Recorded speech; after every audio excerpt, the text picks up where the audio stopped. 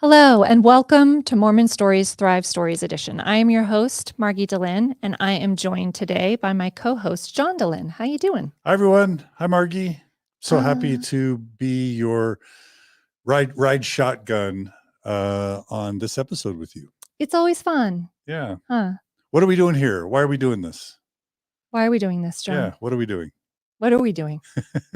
You ask such good questions. What are we doing? We're doing an interview with Rachel. We're super excited. So I mentioned a couple weeks back that we're going to do a series of parenting episodes. And I think that's because it's one of the areas that I feel like can be a hard hit amidst Mormon transition. And there are many, many good ways, I think, to approach parenting. And so I think having many stories is a great idea. So many options, many stories. I did want to just address really quickly before we do the Thrive story, a forehead story, because my forehead is bandaged clearly. So I know people will likely ask about it, those that are watching. So once upon a time, Margi noticed something on her forehead and found out it was a basal cell carcinoma. So went to the dermatologist, had some surgery, and it's healing up, and we're doing well and fine. And I have all the SPFs, and it's just a great reminder for everyone. But hopefully that like answers all the questions of the forehead at the current situation. Yeah, there. Wear your hats in the sun is basically the moral of the story. That's right. It's like hats and SPF. So, but let's dive in today. I'm really excited to have Rachel here. Welcome, Rachel. Hi, thank you so much. Thanks for having me. I'm so very, very happy to be here. And I love that you guys are doing a kind of like a set on parenting. And as you know, I'm very passionate about this. I've had my own long journey with this, and just really, really happy to be here and discussing that with you today. I know there's so many people who can really relate. Yeah, it is true. And this is kind of one of our areas that we feel kind of passionate about. Yes. Yeah, That we've lived on definitely. for ourselves. Yeah, for sure. In fact, and on Rachel was mentioning when we did the Gift of the Mormon Faith Crisis podcast, we did maybe one or two episodes on parenting, and we'll make sure to include a link to the show notes on that. Yeah, it was kind of one of my initial deep dives to get grounded again amidst that transition, was just noticing how much how much anxiety and fear naturally emerged during that time. So we're excited to kind of dive into this with you. Before we begin, maybe we'll have you give a brief intro, if you want, just about what interests you, what lights you up, anything you want to share really quickly. You can even share where people can find you. I personally know of you through the Post-Mormon Parenting on Instagram, but now I hear about all your others. So just a brief introduction so people can get a sense. Yeah, sure. So my name is Rachel, and I started a YouTube channel actually for Post-Mormon Parenting back in 2020, I think it was. Yeah, right at the beginning of the pandemic. And so I'm on YouTube, and I'm also on TikTok and Instagram, a little bit on Facebook, and that's pretty much it. I love having this as a creative outlet for me, and also to be able to share things that I find are so helpful and have been really transformative for me, because I know so many other people can learn from that as well. And so I don't necessarily have a lot of credentials as like I'm a parenting expert and people should listen to what I have to say. My goal is more to point people toward resources that I found that I think can be really, really helpful, and just kind of share, so nobody has to reinvent the wheel. We can all learn from each other and stand on the backs of giants, so to speak. Yeah, that's beautiful. Beautiful. Well, shall we begin? You ready, John? Yeah. And I'll just say that even though these Thrive stories, have a theme with them, I also just want to make sure people understand that we are just going to, always try and do a classic Mormon story. So hopefully we all want to learn a little bit about parenting, but also, Rachel, I'm just excited to hear your story. Thank you. Thank Yeah. you. Yeah. Yeah. So why don't we begin, if you don't mind, like as a child? Like, what do you remember about yourself as a child? What you loved, how you spent your time, and how it felt to be you? Yeah. So I grew up on the East Coast to a very big Mormon family. And I was toward the end of the family. So by the time I came along, my parents were pretty chill and pretty hands off and pretty busy with the other siblings as well. So I had a lot of free time, a lot of unstructured playtime. And I feel like that was really, really good for my development. I think that's really great for kids to have some unstructured playtime. And my parents weren't super strict with me. I don't think they could be. I don't think they knew a lot of what I got up to. Um, so there were definitely pros and cons about growing up that way. On the one hand, like I said, I grew up to be very independent and learned I can do anything. And I have done a lot for myself, and I can keep doing that. And that gave me this uh, really incredible sense of self confidence and feeling like I'm competent and I can do great things. And that has stayed with me my whole life. And I'll forever be grateful for that. And at the same time, there was a degree of neglect there as well, because there just weren't enough grown-ups to go around for all of the people that needed their attention all at the same time. Overall, though, I mean, my childhood was very fun and grew up in a really nice space with lots of land, and that was just fantastic. So would we probably, I'm kind of trying to envision you, would we find you outside a lot? Was there a lot Always. of imaginary play going Mhm. on? Did you play a lot with others, like neighbors? Were you mostly by yourself?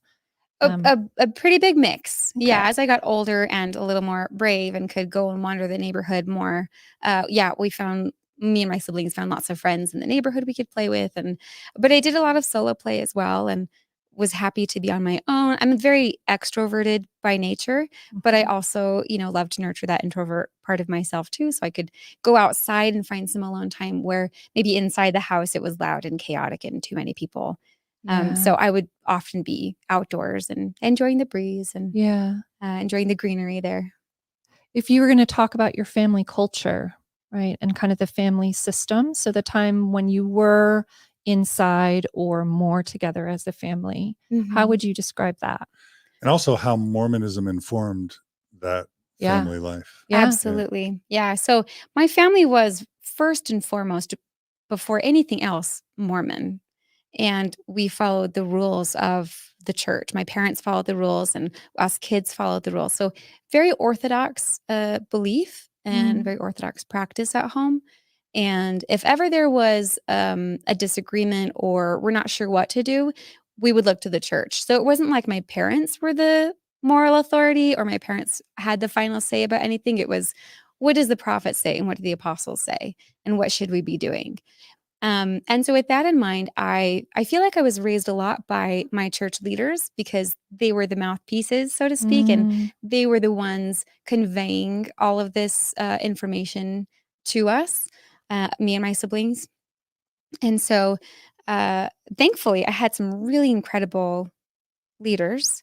A lot of my young women leaders actually were quite feminist. The word feminism wasn't a bad word in my house. And maybe that's part of being on the East Coast.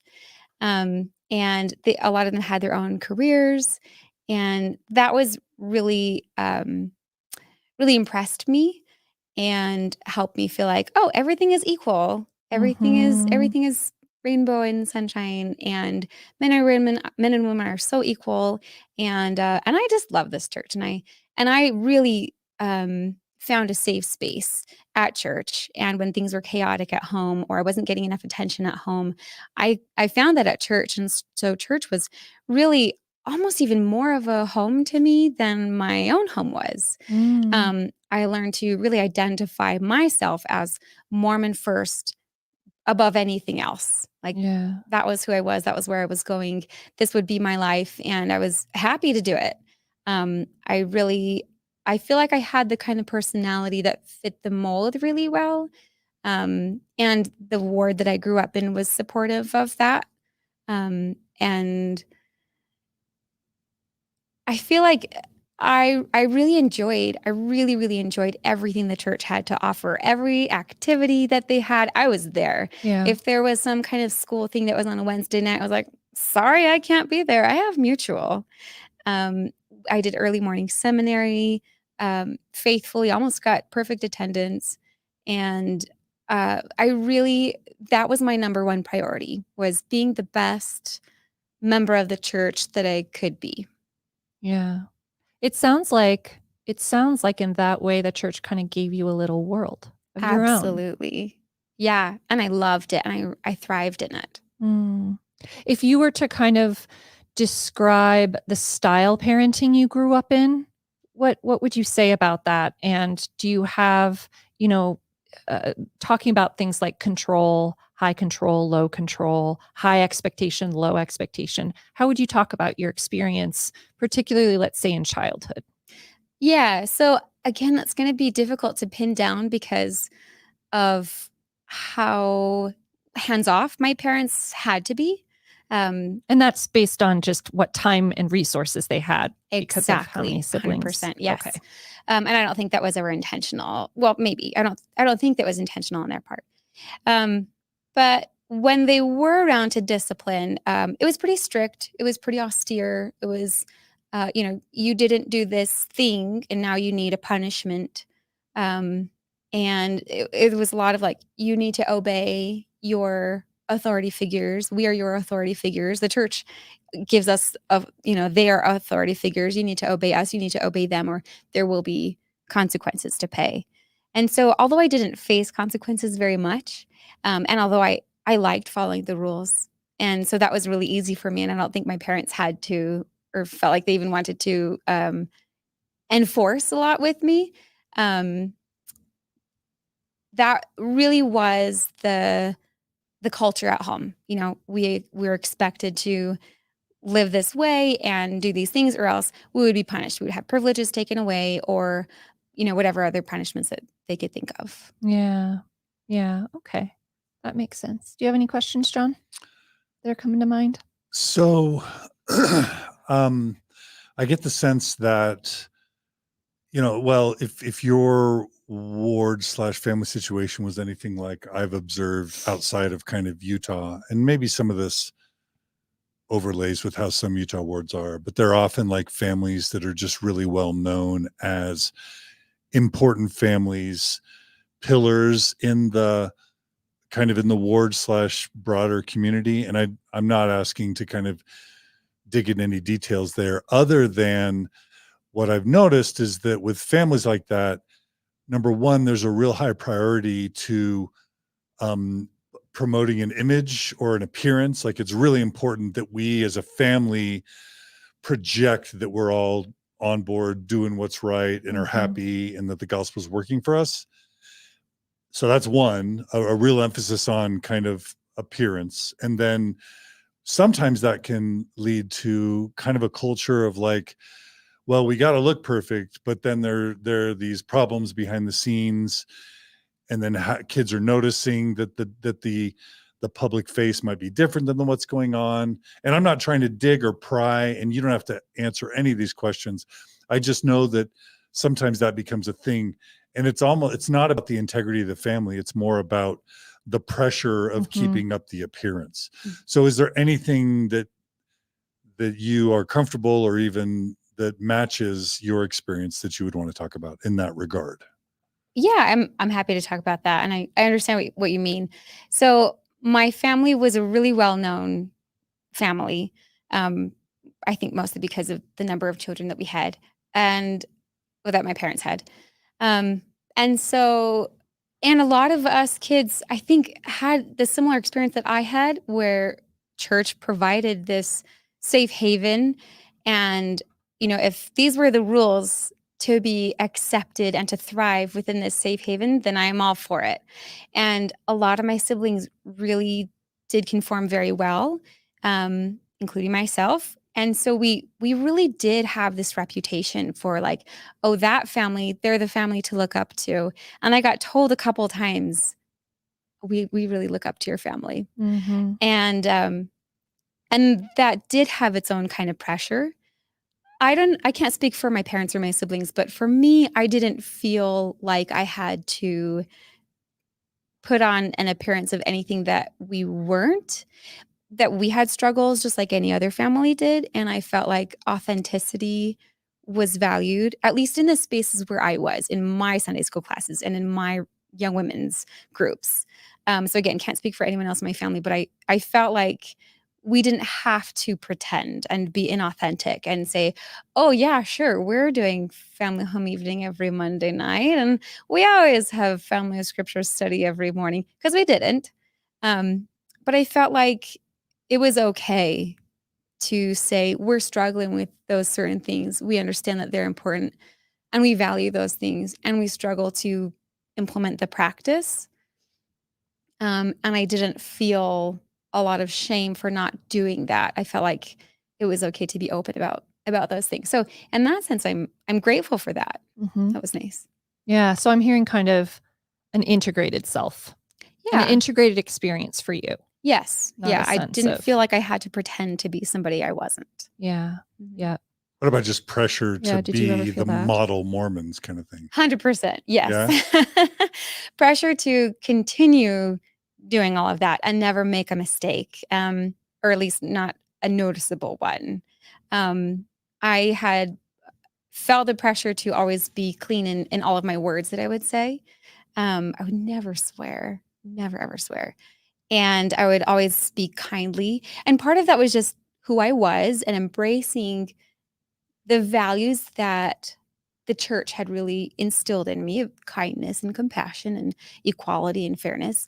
And part of that was also, I knew that people were looking up to me. And so I needed to be this city on a hill, this light that you don't put under a bushel. I needed to be loud and proud, and a little bit performative. And I think that might be answering kind of what you were asking, John, that for sure a lot of my actions and words were performative to show other people not necessarily how pious I was, but to inspire them to piousness as well.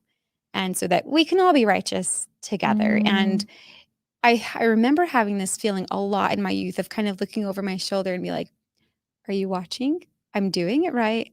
Is everybody Mhm. watching? Are you falling in line? A little bit like the Pied Piper. I can be a leader.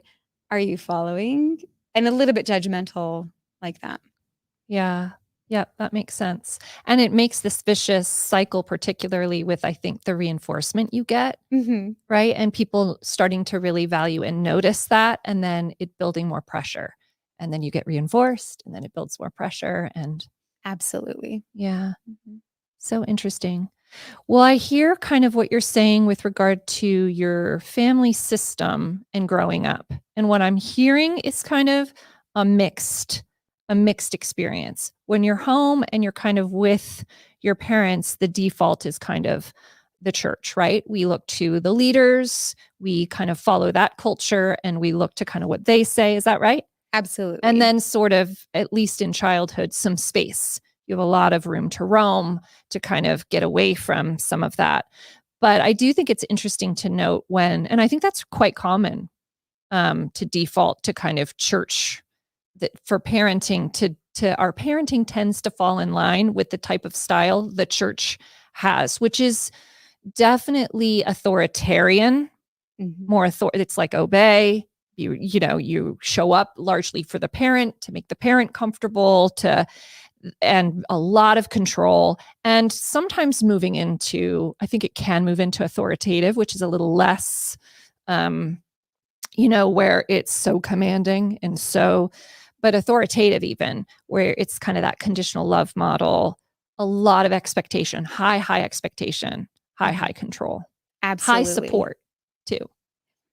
Mm-hmm. Yes, yeah. Which can come High in. support. We had lots of tools and resources at our disposal, and extremely high expectations. Yeah. And I really internalized that. Me and my siblings got very good at policing ourselves, our thoughts, our behavior, our words, how we engaged with the world around us. And even the things that we believed, oh, you can't believe that. You're not allowed to believe that. You have to believe this way. Yeah. And policing each other and even policing our parents. Yeah. And, I it's strange that they didn't like put their foot down and say, you can't police me. I'm your parent. But it was no, like we're all catching each other. We're all in this together. And the church is our authority, not necessarily Yeah. the parents. But yeah, absolutely. That very authoritarian. These are the rules. You don't question them. And if you are questioning them, then we're going to treat you differently. And we're not going to give you answers. We're just going to give you shame. How dare you? Are you Yeah. saying you're doubting? Are you saying you aren't grateful for everything Yeah. God has given you? And so there was definitely like obey without question. Obedience is the first law of heaven. And this is a life or death kind of thing because your eternal salvation rests on how well you can be obedient. That's right. Yes. And kind of your inner life and emotions, not super addressed. It's just No. sort of very like behavior focused, right? Exactly. Yeah. Yeah. And so, like you're saying, I had a lot of that free time and space as a child, and all of that really dwindled down. And maybe a lot of that was self imposed. I don't think it was so much from my parents when I really hit young women's. And now it's like, okay, Yeah. things are getting real. Your eternal salvation is on the line. Here's your personal progress book. You need to get this done. Yeah. And the sooner the better. Right. Things like that. Yeah. And you need to make these decisions about dating and modesty so that you don't do anything in the future ever that could compromise your worthiness Right. to enter the temple and get married there. Yes. Talk about that if you want. Do you mind kind of sharing moving into adolescence, a time, developmentally where we individuate? I mean, supposedly not many of us in Mormonism did, but Right. like that's sort of the natural kind of path. And sometimes if you're going to get a rub in parenting, you get it with teenagers, and that's sort of when splitting can happen with obedience, and some of the control things can break down, I think, naturally then. What were you like as a teen, if you were going to describe yourself? And are there any sort of parenting insights from that time as to what you remember with your parents, or if there were any rubs for you or moments that you remember that differentiation space, or were you still kind of, it's almost like a hustle, like you're hustling for the love. It's about basic needs. You're just trying to get the love that and in the system and how it's spelled out. Right. But talk a little bit about that. If you don't Sure. mind. Yeah, I'd be happy to. So I was such a good teenager. I never broke almost any rules. If it was, I was like driving above the speed limit a little bit and felt bad about it. I really embraced this idea of following the rules to a T. And so my parents like really didn't have to do much with me at all. One moment that sticks out in my mind was right when I was about to enter high school. It was a few days before the first day of school. And my mom said, you might have some days where you're feeling like you need a break. She didn't say mental health day, but that's what I would say now, like a mental health day. Uh, you can skip school. That's okay. Like you can do that. And I thought, wow, that's really nice. That's really cool that she believes in me so well. But it was just a mark of how good I had been and how I worked so hard to hustle, to prove my worth, to say, I can do this and I can do it so well. And Heavenly Father is going to be so proud of me. And at this point, I really had let go of trying to please and make my earthly parents proud. At this point, it was I want to make Heavenly Father proud of me. And so there was no like differentiation or individuation between me and Heavenly Father. Like, oh, what he wants, I want. What he says, I do. He says, jump, I say, how high. That was the kind of relationship that I had. And I policed myself so much that I really didn't get to enjoy life as much. And this part makes me sad. And sometimes I'll cry when I'm thinking about it, about how much I missed out during these adolescent years because I put so much pressure on myself. And again, this wasn't necessarily coming from my parents. This was just like, I'm going to do this on my own. I am independent and I've had to be there for myself since early childhood. And I'm doing that now. And I'm going to be the police and I'm going to be the mom and dad for myself. And I'm going to make sure that I am following the rules. And I'm going to punish myself if I don't. And so I missed out on some things. And even like when I was dating, I was so worried that I might slip up, which I never came anywhere near slipping up, in the way that we would consider what slipping up would mean. But I was so worried about it that I really sabotaged some really potentially just like fun relationships that could have been really good. Yeah. Yeah. So I hear you kind of leaning into some of the costs, right? Of kind of Mhm. showing up in that way. Right. It's interesting because as you're talking, what came to my mind was, what happens when the system that you're in is so effective at teaching and informing and programming that you actually merge with the system. You don't even need the external system to exist. It now lives in you. Your thoughts represent what the system would say about your behavior. You know what I mean? Mhm, And as you were talking, absolutely. I was kind of hearing that, like that on some level you adopted so, in such a deep level, some of those things that they were coming up for you. So I'm hearing some loss come up, particularly around relationships and fun. Anything else that comes up for you around loss around this particular form? It's almost like of coping, really, Mhm. right? Is there anything else that comes to mind, or is that kind of the main thing? As I you look also back? wish that I hadn't been so judgmental about my friendships. So, since I was in a very non-densely Mormon populated area, that was a weird way of saying that, but since I was in a place where in my high school we had 1,600 students and only like 5 of us were LDS, and 2 or 3 of those were my siblings.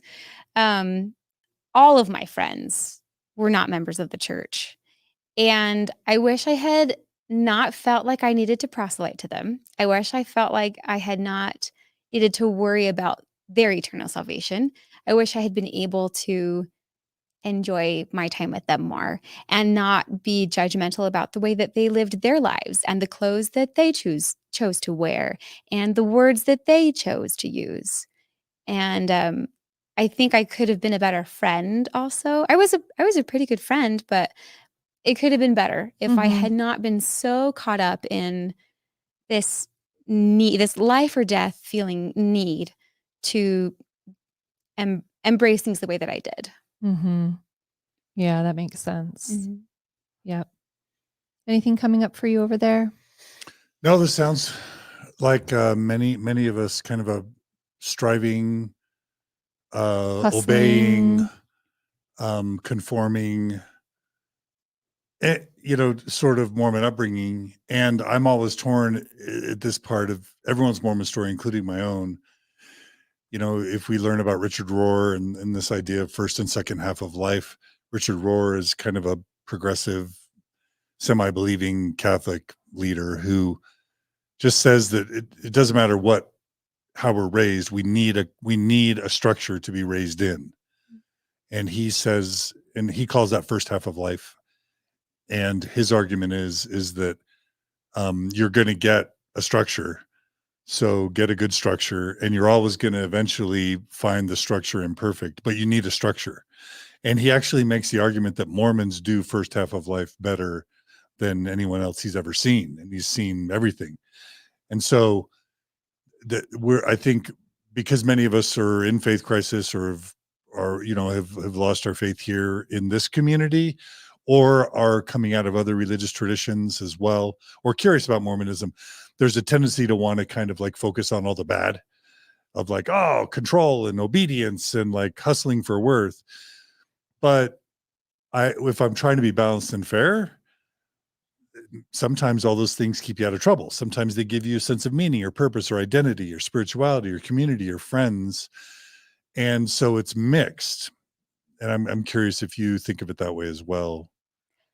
Oh, absolutely. Yeah. Nothing is ever, from what I've learned now, like nothing's ever just black and white. It wasn't good or wasn't bad. It was so much of a complex mixture of here were some really helpful parts of being raised in that way, and here were some harmful parts of being that way. And here's where some things that were just neutral. And there for sure is a whole mixed bag going along with that. Yeah. Yeah. And I'm just going to say that, like, I'm going to just address the privilege part of that.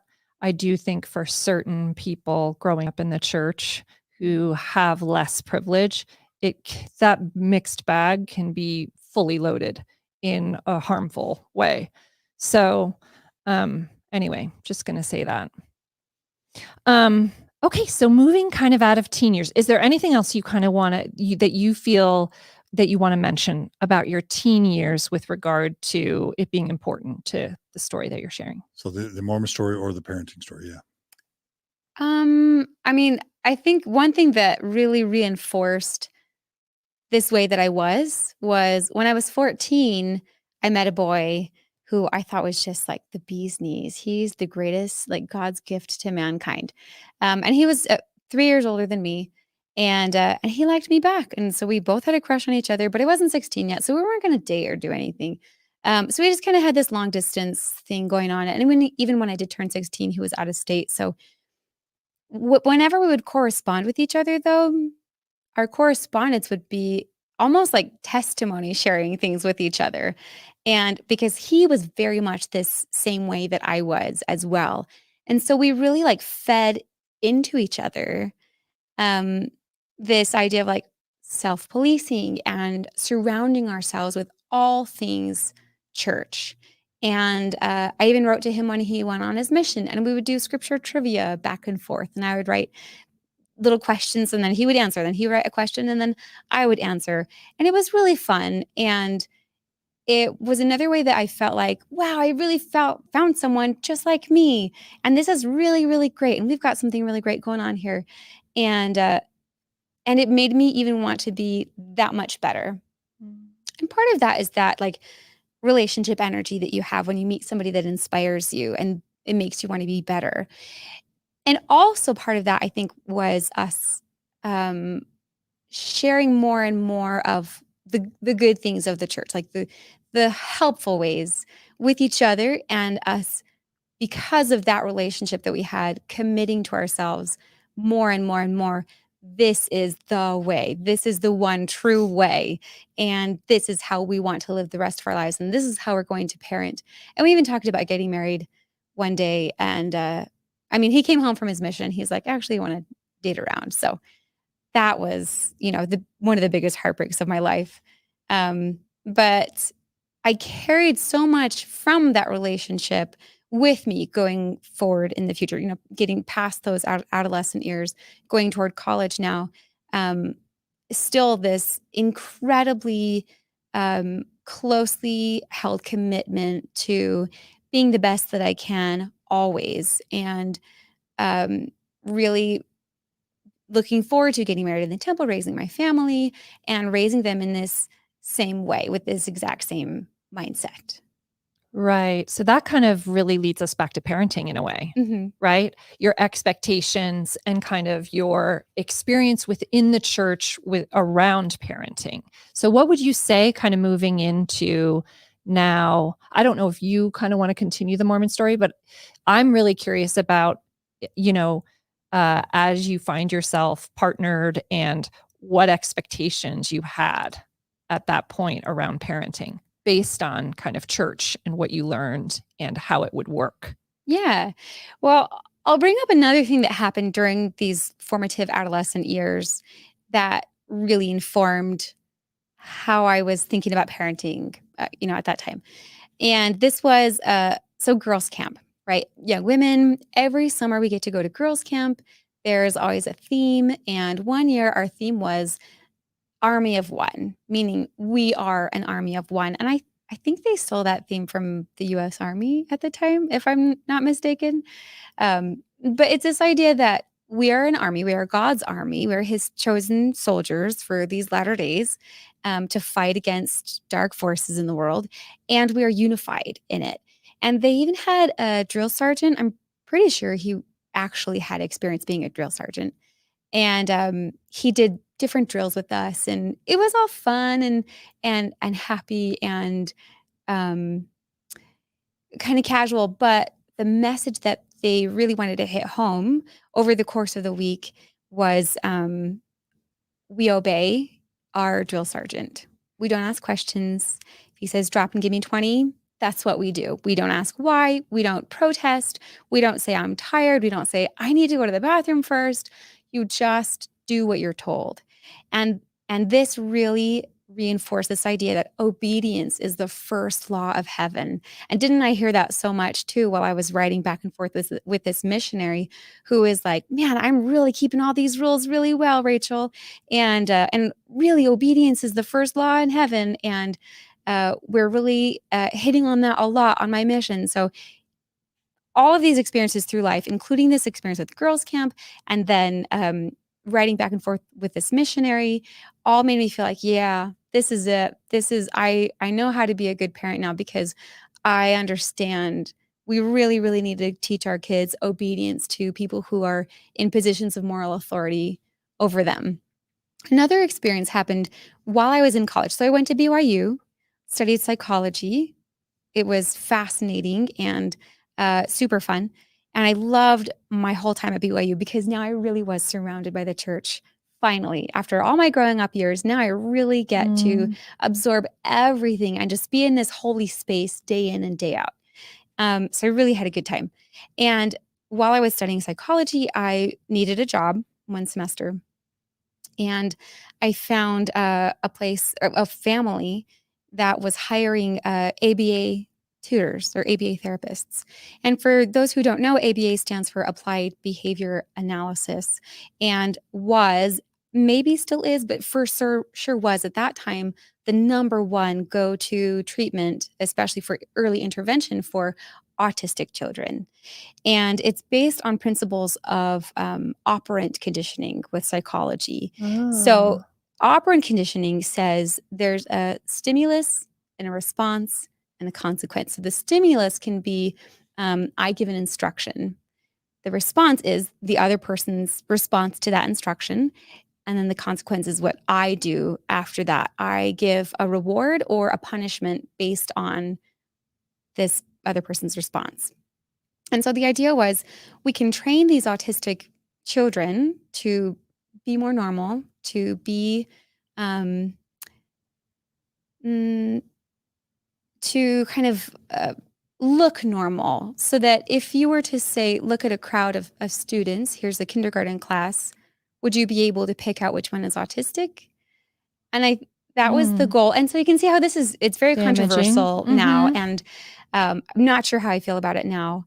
But it's anyway, basically kind of like Skinner and Pavlov. It's basically, Yeah. as psychologists in the 50s and 60s were trying to figure out human behavior, they would do a bunch of tests on dogs and pigeons and rats, and then say, how can we apply this to humans? And it turns out with things like autism, it can be really useful. When used in a healthy ethically. way. Depends on who you ask. Right. If you Right. ask the parents of the child who want particular outcomes, and we were getting those particular outcomes, it was extremely useful in that This way. reminds me of Mormonism. How so? Your grown-ups had expectations. How so? Just this idea of like adults deciding, what they want from a child and having it be very adult focused. Like, I want this for you. It would be much easier for me if the way you were and the way you showed up in the world made it easier for me. Forget if it's honoring to you. Forget if that's innately what would be healthy for you. It's just very much about the appearance as opposed to the inner life of the child. What it feels like to be them, what their emotions are, what their reflections, having them reflect and be full human beings. It's just like, nope. What we're going to, what it kind of boils down to for me is, can you look the part? Right. And in that way, make my ego feel secure and like I'm doing a good job as a parent and, all those things. Absolutely. And it can feel very dehumanizing to the person that you're doing it to. And so anyway, this was my experience. So I taught this kid, he was 2.5 when I started, and it was me and this team of other also BYU students. And we were trained on site. Everything was very, very tightly monitored by a psychologist, and he would give us feedback all the time. He would watch how we interact with this kid and say, no, you did that wrong. You need to go back. It was extremely precise protocol that we had to follow. And this also just reinforced this idea, okay, I'm going to get obedience from my kids. And the way that I'm going to get that from them is to give a stimulus. They give the response. I give the consequence. Operant conditioning. I have made it. I have unlocked all of the secrets to parenting. You have the key. I know everything, and I'm ready to have children now. Oh, I so get that. And I so relate to that, honestly. And the security of that, like, the security of feeling like I know the plan, I know the secret. Mm-hmm. So we just do this, and it yields this. Mm-hmm. Where token economy is part of it, where you you create an economy of reward within the family. You want positive reinforcement. And so if kids do this or that, they get tokens and then they can buy stuff with the tokens. And that's all. Was that part of it? Not necessarily Okay. the ABA therapy that we did. No, Okay. They wouldn't have been out of the question in the philosophy of parenting that I was having at the time. Mm-hmm. But no, that wasn't part of Okay. ABA therapy. And this, that I did. This, you were kind of exposed to this prior to you having children. So This was Correct. kind of part of your kind of, what would I say, foundation moving into the expectations and kind of your personal approach. That's right. Yeah. Okay. That makes sense. Beautiful. So describe maybe for a minute, did you want to say something over there? I mean, no. Describe for a minute, if you would, like your parenting now prior to your transition. If we were going to drop in on what you were doing and what it looked like prior to your faith transition, what type of parent were you? What structure kind of do you have? And what were like some of the beliefs behind that? Yeah.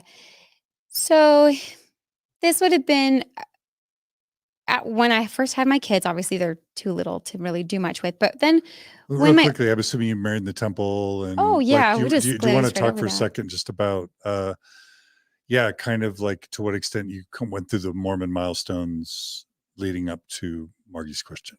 Yeah. So let's see.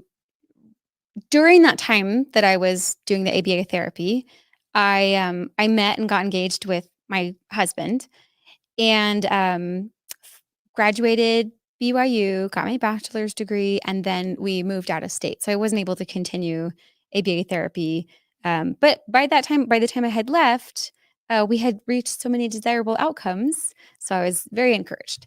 So we move away. I get a job. We end up not having kids for about 6 years. So that was really the first time I really rebelled in a strong way, feeling like maybe I know what's best for when we need to start having And was kids. that a conscious decision? That was something?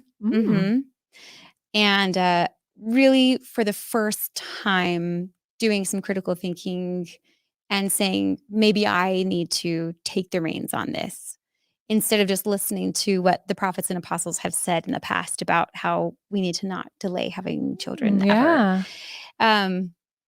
And part of that is because of the psychology courses that I took at BYU, actually learning critical thinking really for the first time ever. Yeah. So we get married. We got married in the Jordan River Temple. So that was fun. And I was ecstatic, not only at getting married to my best friend, because he's awesome, but also like, I made it. I made it. The thing that I worked so hard for all these years, since I was, 12 years old, I was taught temple marriage, temple marriage, temple marriage. You have arrived. Yeah, I got my endowment. This ceremony was weird, but who cares? I'm here and I'm wearing the garments and I'm part of the club and I have a ring on my finger and I made it. And I could just like, just tears of happiness. It was like the young women's summit. It was like the Yes. summit, right? That's the parallel. Is like Yeah. Everest summit when that's as far as we go. There's nothing beyond that really with young women's, but 100%. Yeah.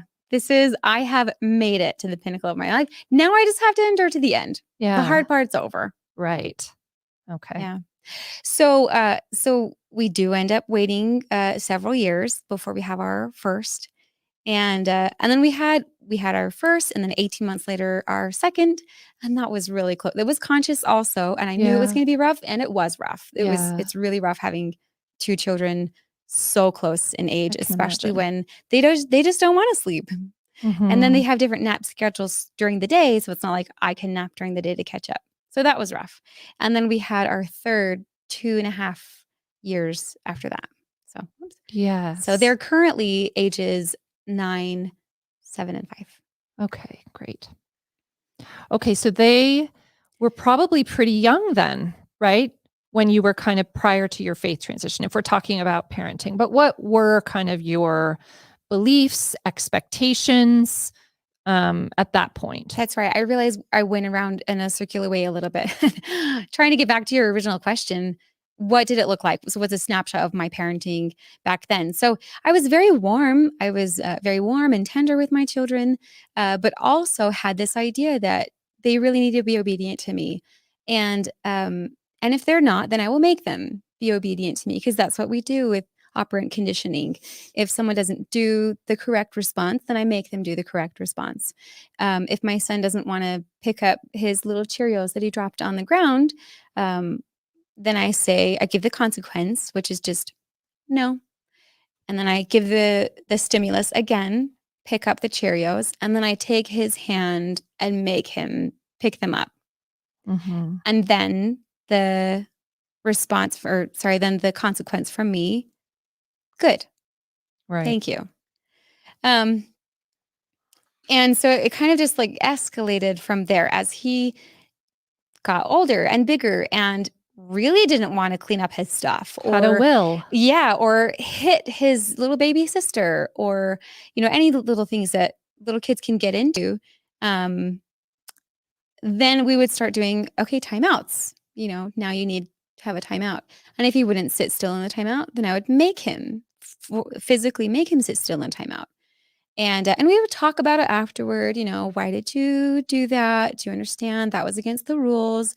Why do we keep the rules? Blah, blah, blah. And so there was a lot of good talking going on, and hugs, and it was very warm. So again, with that mixed bag, this wasn't just this awful, terrible, super traumatic way of parenting.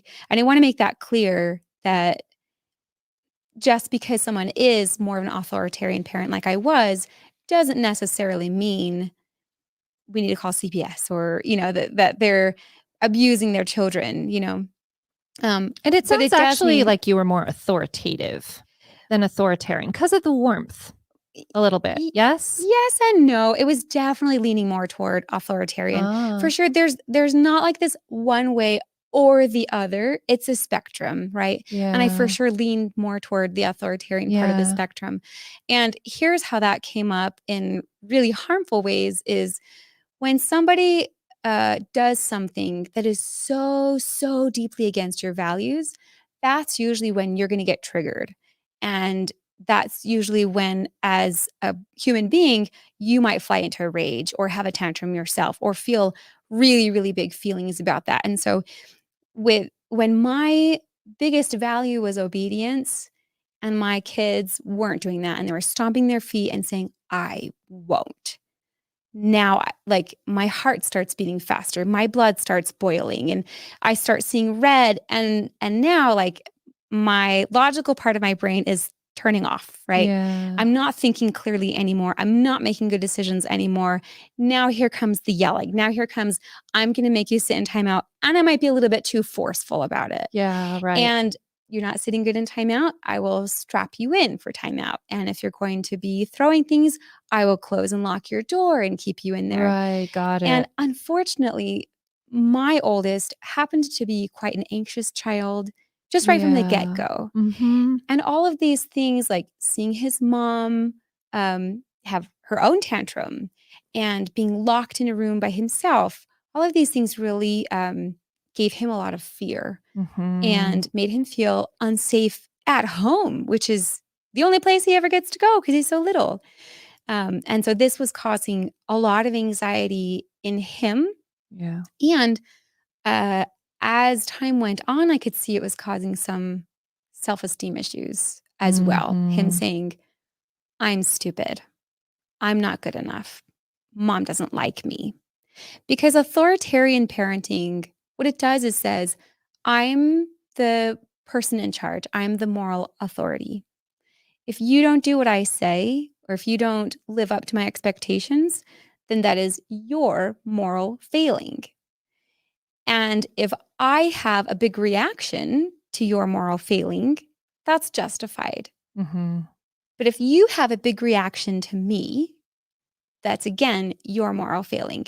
So my poor anxious child was growing up with this idea that he was not good enough, he wasn't worthy, and he wasn't safe with himself because he was so failing morally That's right. so often. Yes, it so reminds me of the scarcity model with children that, right? It's that idea that I do think is inherent in authoritative parenting of just your child comes with a basic lack. It's like the depraved model, right? Mm-hmm. Of just unless we teach, unless we control, unless we pour into them things, they at a basic level are not inherently good. They're Mm-hmm. not inherently, as opposed to what we'll probably talk about a little bit later, which is the opposite. But it informs everything about the child. The child can feel that sense of like lack, that inherent just sort of lack. And I think it's too showing how the difference between it being child focused, where the lack is always the child, as opposed to the parent, it being parent focused, like what's coming up for me and how do I work through these feelings I'm having. When it's amazing how parents really can have a difficult time holding the emotions of a child when they tantrum. It's like, we'll abandon you and put you in timeout and you Mhm. get no, right? But for their own tantrum, it's always okay. It's always like, well, you shouldn't have, but it's really just a tantrum, just an adult having a tantrum, So that focus on that parent focus versus the child focus feels so telling in the models. Mhm. Yeah. Thank you for sharing that. I'm relating to a lot of what you're saying. Thank you. A couple things I'll maybe throw in is um, when you have an approach like ABA, operant conditioning, it's kind of almost like to someone with a hammer, everything's a nail. True. Like So you, true. you feel like you've got this thing and this is the way you're going to approach it. Just like hammer it. Yeah. And sometimes maybe it can be a robot. I don't want to say you're robotic, but it can just be like, oh, you're doing this. This is the answer. Yes. And it can, I guess maybe it can dehumanize the kid a little bit, Mhm. not seeing the kid and seeking to listen and to understand and to customize, but it's just like, oh, you're acting X, I need to apply Y response. There's probably good and bad to that. Mhm. But then the second thing that I thought of is that this is very much parenting like the church. Exactly. You know what I mean? Yes, absolutely. I mean, this is the God of the Old Testament. Yeah. This It is what he is. does. It's so Right, true. yeah. Yeah, That the is what God we of the learn. Book of Mormon and the early saints, you do what you're supposed to do. You please me, and I will bless you. I will bless you so much. But if you cross me, boy, you will regret it for eternity. And you have no love. There is no love for you Right. in that moment. It's like, I'm gone. Ooh. And You we don't can be even like get that to for our talk to kids. me. You don't even get to hear from me. You won't have access to the Holy Ghost if you do wrong things and you make yourself unworthy of its presence. Yeah. That's the kind of parenting that all of that really leads to. This very conditional parenting. This Yeah. I'm mad at you and I'm not going to stop being mad at you or withdrawing my love and my support from you until you appease me. Yes. So you do the steps of repentance and make yourself worthy of me again. That's right. So we come by it honestly, and there's probably, maybe it works for some kids, maybe it doesn't work for others, Well, we or can- maybe there's a flaw. Quotation mark works, Yeah, right? Because yeah. what you really mean, or what parents say by works, is that I get the outcome of appearance. I get the desired behavior. But that completely, like, it does not show what's going on the inside to make that behavior. You can have a completely self-betraying child. That's not working, right? Even if they're conforming to the Yeah. behavior you want. Exactly. Right. What we Right. want is like hopefully connected children who have a sense of who they are and actually can defy authority when they need to. Including ours. That's right. Yeah. Yep. We're getting there. We'll get there. We're jumping ahead. Sorry. So what I'm hearing so we're dropping in, and what I'm hearing is kind of this authoritarian, authoritative, and really, can I just say, like, when you take that on, this approach to your children's behavior, it can feel like this is hard. It requires something of the parent, and I think it's hard.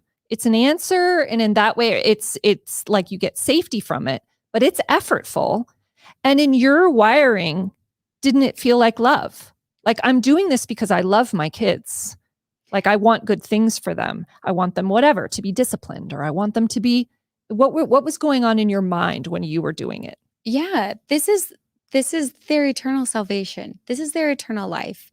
If I can't get them to learn obedience here in their formative years, how are they going to learn it later on in life? How are they going to learn to obey Heavenly Father and the prophets and the scriptures?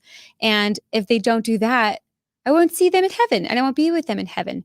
So all of this was done out of a feeling of love and concern, and really feeling like this is life or death stuff. So when I was triggered by their behavior that I didn't like, that was not being obedient, it felt really big. Like, this is a big deal and deserves a big reaction from me. And my big reaction is justified. Because there's so much at stake. There's We are so taught much at there stake. is so much at stake, right? Yeah.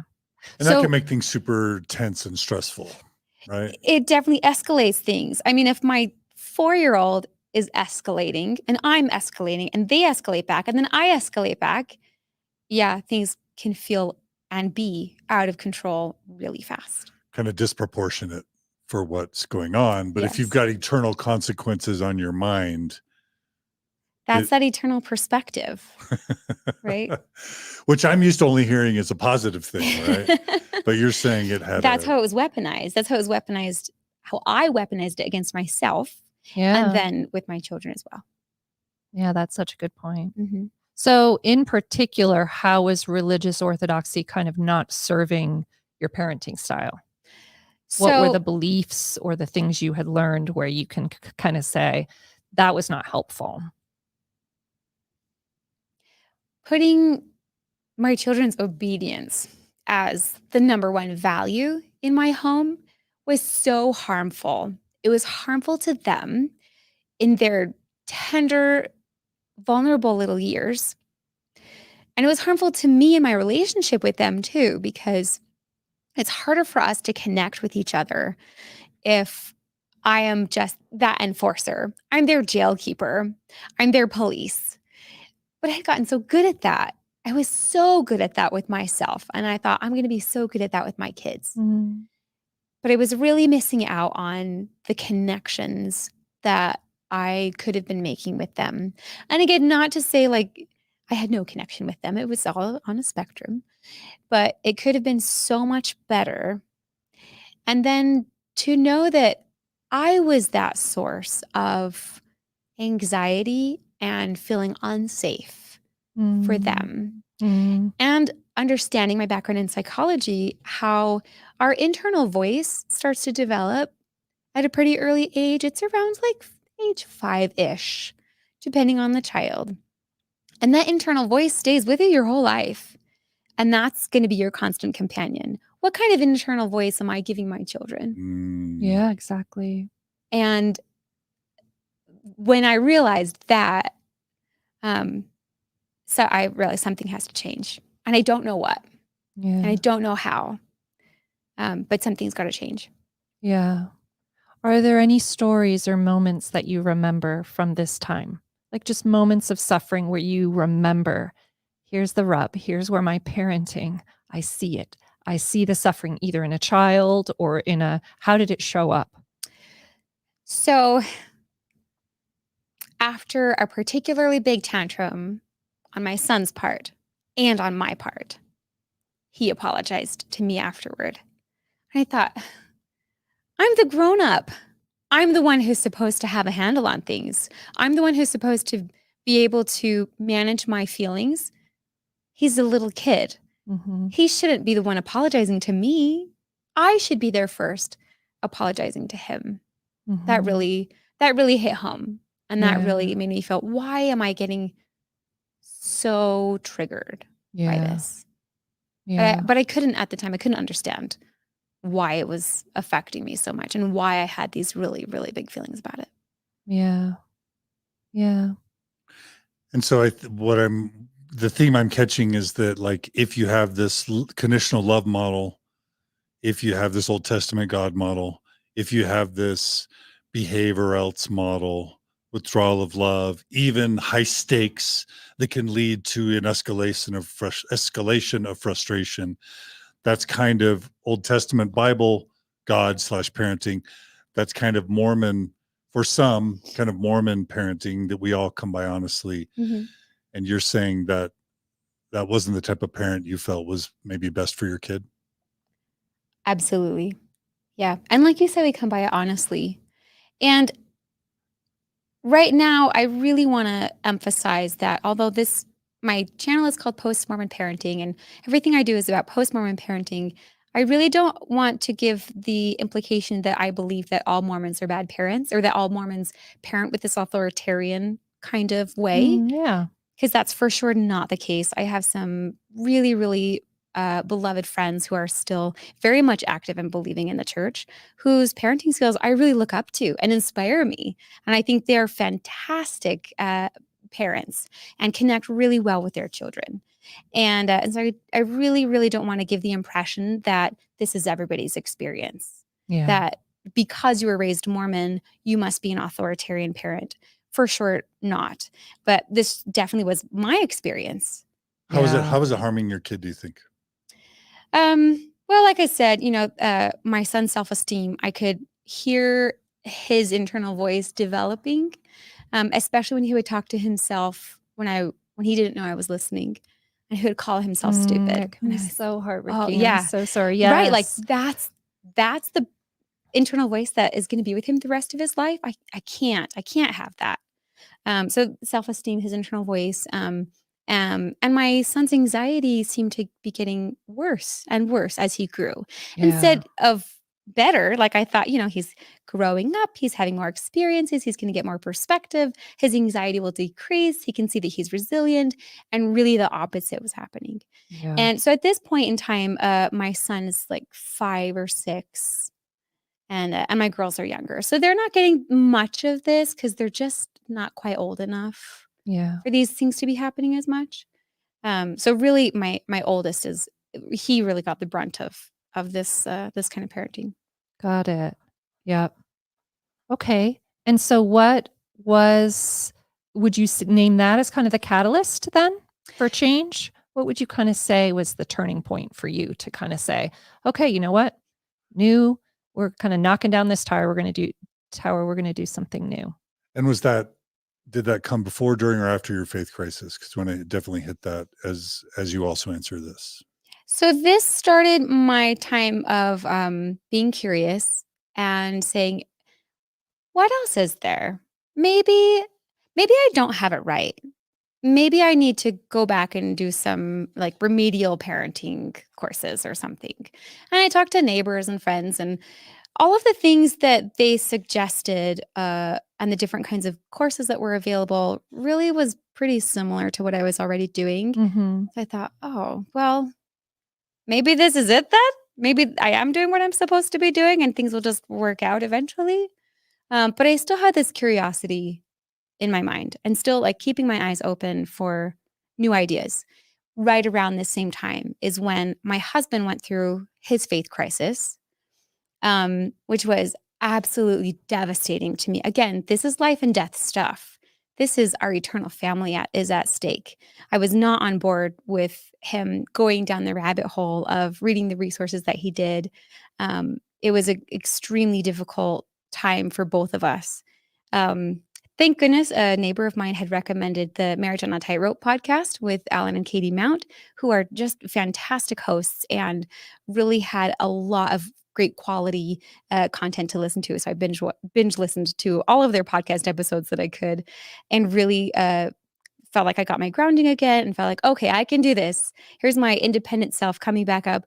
I've been through things before, and I'll get through this. And my husband and I are still really, really great for each other. We're gonna stick together, and we're gonna see this through.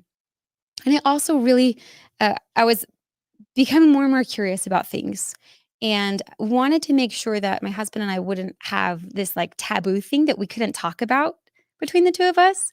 So I'd say, go ahead, turn your podcast on. Like, I'll listen to what you're listening to. Like, what kind of garbage are they saying now about the church, and how are they bashing this church that I love so much?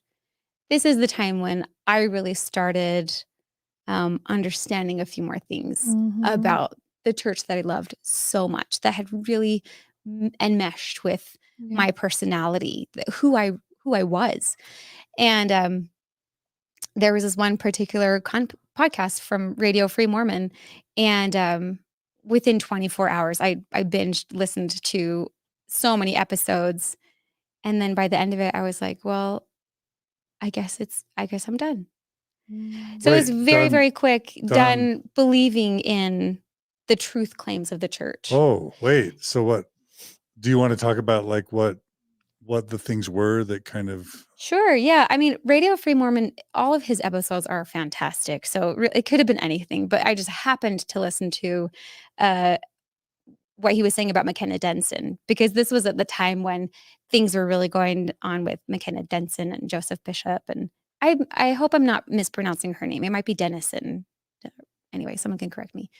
And he did a 3-part series. So my husband had turned on the podcast late one Friday night after the kids were in bed, and we listened to it, and I was like eye rolling, half the time. But then as he presented his case more and more, I really started listening closely, realizing, oh no, there's something really sinister going on within at least someone in the top First Presidency or Quorum of the 12. This is not who I thought they were.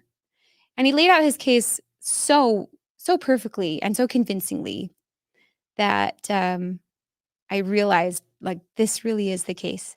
And I could hardly sleep that night. It was a 3-part series. So I listened to the next one and the next one, and went to bed super late. Woke up in the morning, turned on more of his episodes. Like, well, what else? Mhm. If the authorities that I had looked up to my entire life had lied or been deceptive, and done something so bad, like, sure, they're men, they can make mistakes, but this is not just a mistake. This is really bad.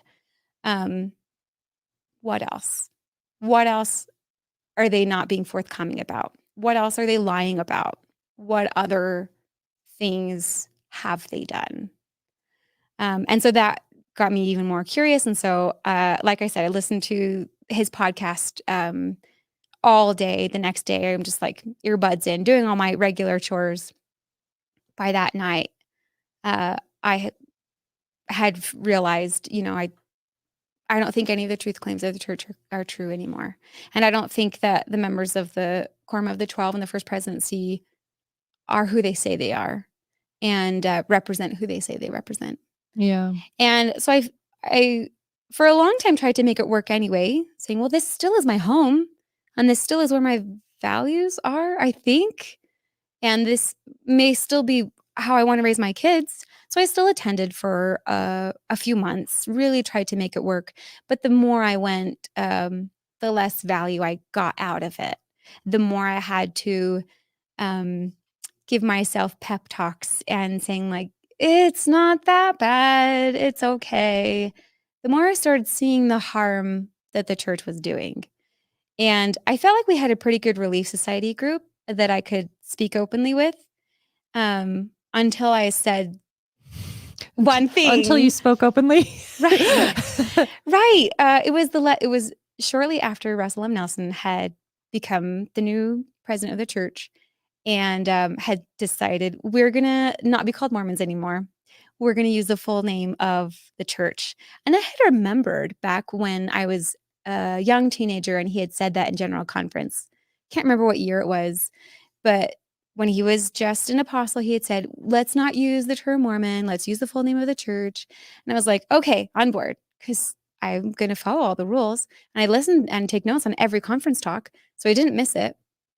And then I remember 6 months later, President Hinckley had said, no, Mormon means more good, is the term Mormon. And then there was the whole I Am a Mormon campaign.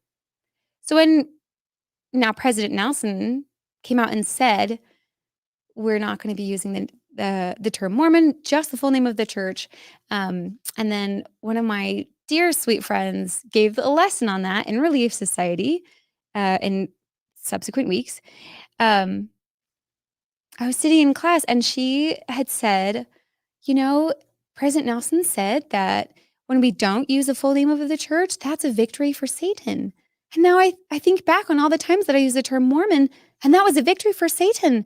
And I just feel so bad. And she was like really on the point of tears. This is very sincere and genuine. And I just wanted to like throw my arms around her and say, you're fine. This is fine. This is just an opinion thing. Like he said this way long ago. President Hinckley disagreed.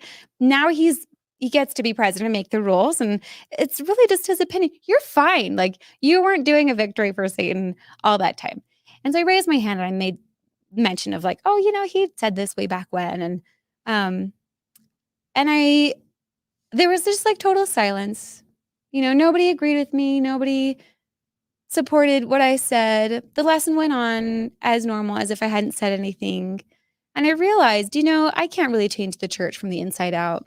I can't sit here and try to help other people see things like that. There's really no point in me being here anymore. So I think I went to like one or two after that and then solidified my decision. I'm just not going to go anymore. Yeah. Yeah. Where was your husband during this time in his journey? Oh, I forgot to mention. Oh yeah, he was totally out. So he was he had done several months of study for himself before he realized for sure the church is not what it claims to be. He doesn't believe in it anymore.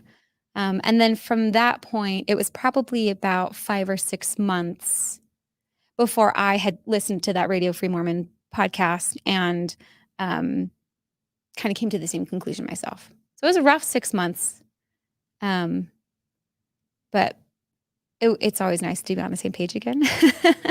So that was kind of nice coming out of it to be on the same page again.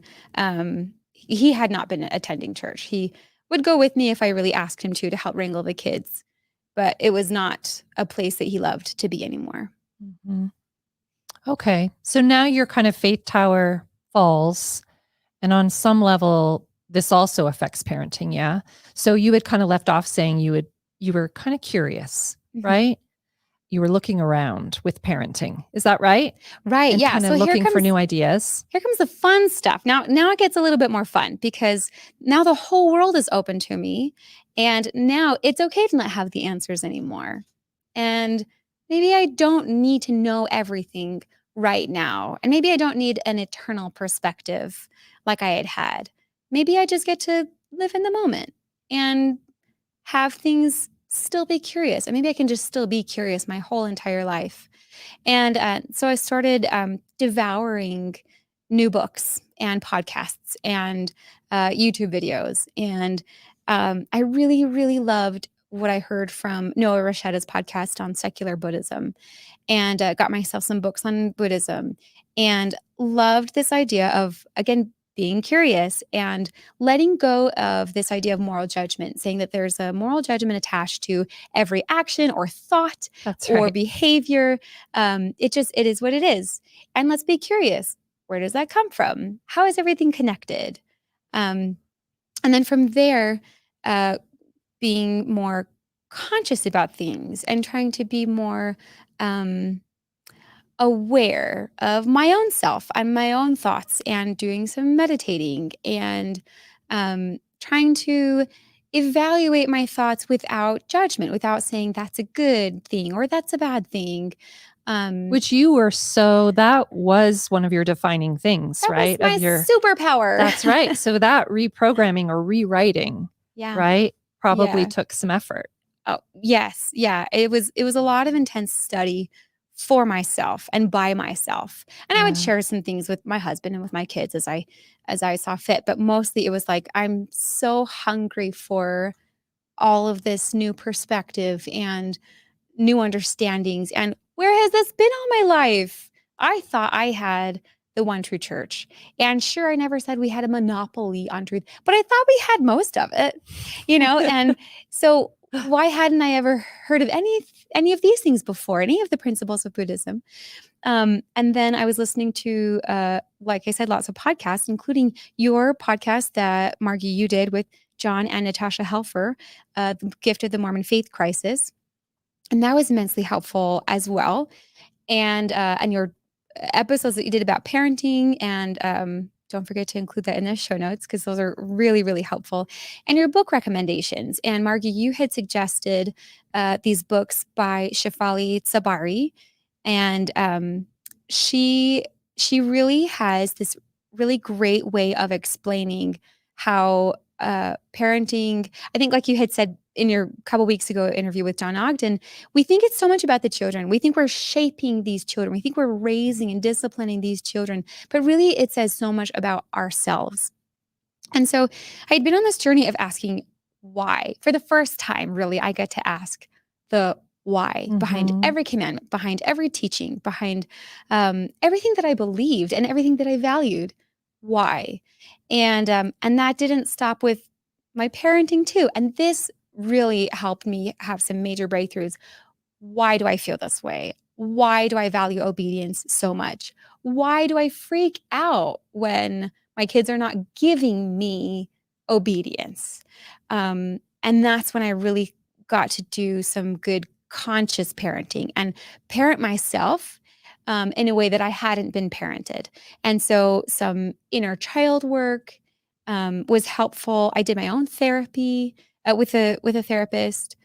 Just really got to learn so much more about myself and then be able to see my children's behavior and say, okay, that's not like a morally judgmental thing that you did. It's just, it is what it is. And why did you do that? And instead of having this operant conditioning model now, like you did that, now you need a punishment or a reward. Now it's like, well, let's sit down and have a conversation. Why do you think you did that? Where did that come from? And understanding that just like all of my beliefs and behaviors and ideas, all of those come from a place. They come from somewhere. How can I extend that same grace to my children? All of their behaviors are coming from somewhere. There's a reason that they're doing what they're doing. So maybe instead of just punishing them for doing what they're doing, maybe if I find out the reason they did that, we can address the reason. The root. And this was a huge paradigm shift for me. Yeah. And it made massive improvements with my children. That doesn't mean that they always do things that I like, but that's not the goal. The goal isn't to get them to behave in ways that I want them to behave. That's not the goal anymore. Now I really enjoy a much better relationship with each of my children. And here was a time when I really knew things were going to be okay. My daughter, she was 6 at the time, maybe. She and I were driving out to get a treat for her. I can't remember why. I think it was just like, let's just spend some quality time together, just me and you. And so we were going to this place to get some shaved ice. And in the car, She was talking about how excited she was. I was talking about how excited I was. I'm so happy to be here spending time with you. And she said the same. And then she said, I wish that Daddy and my brother and sister were here with us to enjoy some shaved ice also. And that's when I knew, okay, like I've made it, right? Like I can raise morally grounded children without the church. Because at this point, we'd been not attending for more than a year. And I think something like that. And she still has all this love without threats of hell or shame or being disappointing to Heavenly Father or having to repent and, oh, Jesus suffered for you because you did that. Without promises of heaven or the Holy Ghost being with her. None of these externally motivating things were shaping how she felt right then. And I hope that there was very little that I was doing in parenting too that would be like an externally motivating thing that shaped how she felt right then, but that she really internalized this value of empathy and that she could express that. Not that she was too concerned with that to enjoy herself. Like she really was able to enjoy herself and be present with me and at the same time hold space for the others who didn't get to come with us.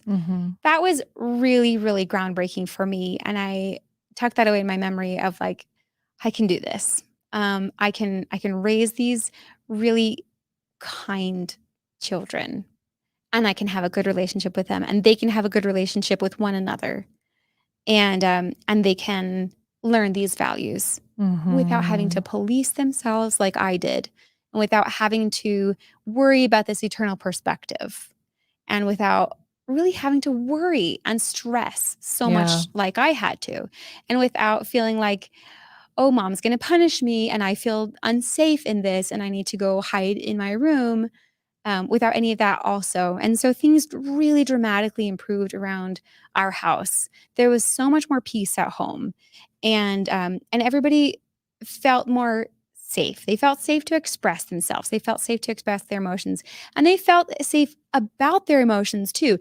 Now I'm not having so much fear about like, oh my gosh, I'm having a tantrum and I'm out of control and I don't know where this is and this is kind of freaking me out. And same with my kids. Now we get to name our emotions and we practice that. We practice naming our emotions. Why are we feeling this way? Why are we feeling it to this degree that we're feeling it? What is it telling us? What do we need to do about it? And how can we make peace together? What can we do about it together? Yeah. Another thing that was really, really helpful at this time, besides learning about Buddhism and besides reading Dr. Shefali Tsabari's books, and besides all the podcasts and things, another thing that was really, really helpful was this particular episode of Daniel Tiger's Neighborhood. And I highly recommend it, even if you don't necessarily have children. It's a children's show. It's a spinoff from Mr. Rogers' Neighborhood. And every episode, they have a cute little song, and it just teaches the kids something important. And in one episode, they were learning about conflict resolution. Like, what do we do when one person wants something, but someone else wants something different? Well, here's what we do. We each say what we want, and then we come up with a plan that makes everybody happy. And I was like, this is it. Where has this been all of my life? Because here I am as they're grown up. I want certain things. I want them to keep their room clean. I want them to be kind with each other. I want them to pack their own lunch and be responsible. I want them, please just go to the bathroom. And they want things too. And so instead of now having this authoritarian view, like, well, I want these things, so you do what I want because I'm the adult and you're the kid. Now we get to do, I want things and you want things. What kind of plan can we come up with together? And it is so much more helpful. And at the end, I'm happy and they're happy and everybody gets what they want. And there's not really any reasons for tantrums. We still get overwhelmed sometimes, but we know so much better how to handle that. Instead of just punishing the tantrum. We find out what's going on. Yeah. There's so much there. There's so much there that you've talked about. But one thing that really sticks out is that shift away from control to connection. Mhm. And it's connection with you, but it's also connection with them. Like, as you're talking about, how you now hold emotions as part of a human experience, and how difficult it can be to hold difficult emotions, right? And how desperate we can feel. But now they have a parent that actually can meet them there, as opposed to put them on a stair and leave them alone Mhm. and say, that's what happens to you when you get upset, by the way, is you get sort of outcasted and the love's gone. Or there are so many, and I love the conflict resolution of this idea of that is a life skill. If there is a life skill, is just, yep, so here's my perspective. There's your, what do we do? I just love so much about that. Now, what's interesting is we come from a different place when we don't know what we don't know in parenting. And then what happens, or at least what happened and continues to happen as my children get older, even, is when you do know what you didn't know, then you have grief, right? And you have loss come up around some of the things that you did when you didn't know. Has that happened for you? And if so, where are your places of grief and loss? Absolutely.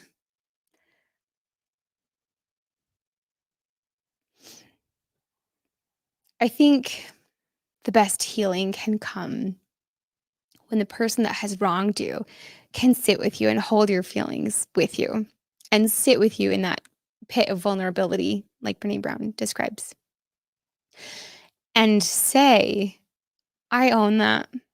And I'm so sorry that I did that. And I recognize the depth of harm that I did to you. And I won't do that again. And so I have a lot of grief about it. And I've been processing that over the last years. And the best thing that I can do is to sit with my children, especially my oldest. And I don't think there's any expiration date on apologies. I think it's helpful to do it over and over and revisit that as my grief comes up and as his grief comes up and as his anxiety gets triggered, as he remembers those scary times when he felt unsafe. I can apologize again and again and again Yeah. and sit with him and hold those feelings with him again Yeah. and again. And that's all I know how to do. Yeah. That's where the healing is. Mm-hmm. Yeah. I love that. That's beautiful. That is one of the hardest aspects, I think, of parenting, is just that we're all becoming Mm-hmm. amidst it. So inevitably, we don't know what we don't know, Right. and that's where the damage is done. And so that's the best we have. In addition to, that apology and empathy and sitting with, and also kind of that commitment moving forward of like, what do you need? Okay, I'll do that. I'll show up in a different way. I commit to you, I will. And I'll change it moving forward. Yeah. Mm. Well, beautiful. So what would you say kind of some of your victories are and challenges? The hardest parts to rebuilding around parenting, what comes up for you? You could do whichever first. You can start with kind of, if there's anything that sticks out. You kind of have done that. You did a little bit with your daughter going out, that was kind of a victory moment, right? Of like, it's going to be okay. Clearly things are falling in line enough that we have this moment, and we have, if there's anything else that you wanted to share with regard to kind of victories, or and even how okay, let's go this direction for a minute. I'm curious, because I do think sometimes in the process of parenting, you awaken to your own wounds. Part of it does shine a light on, of course, the parent. And sometimes the voice that we speak with is actually the internal voice we have, right? Or it's the voice of someone who spoke to us in that way, right? that we can hear so clearly.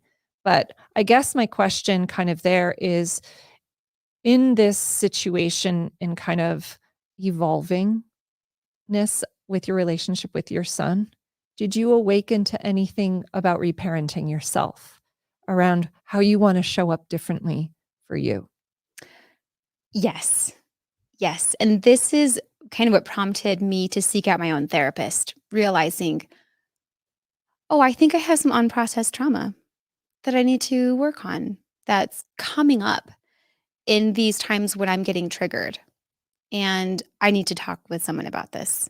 And I need to learn how to process that so that it's not rearing its ugly head in front of my kids, that I'm not taking out on them. Um, and I didn't think that I had any kind of therapy to do. I thought my childhood was fine. Everything was fine. I love the way I grew up and I love my adolescence, and everything about my life has been fine. And there were some hard times, but I was resilient and I'm fine. And I don't really have anything to recover from. And boy, was I wrong. And uh, a lot of things came up for me in therapy that I had never really thought about in many years. And so processing that was really, really important so that it's not coming up at unexpected times. One of the things was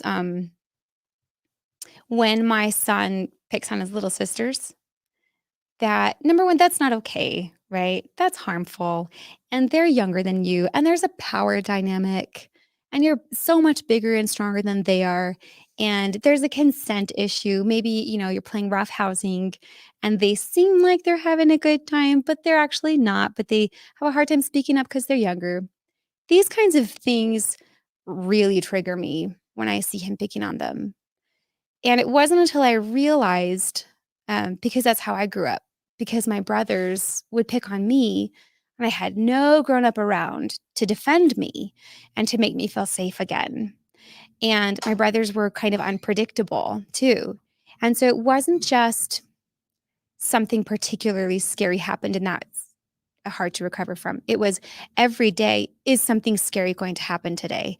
And living in that fear and being in that constant state.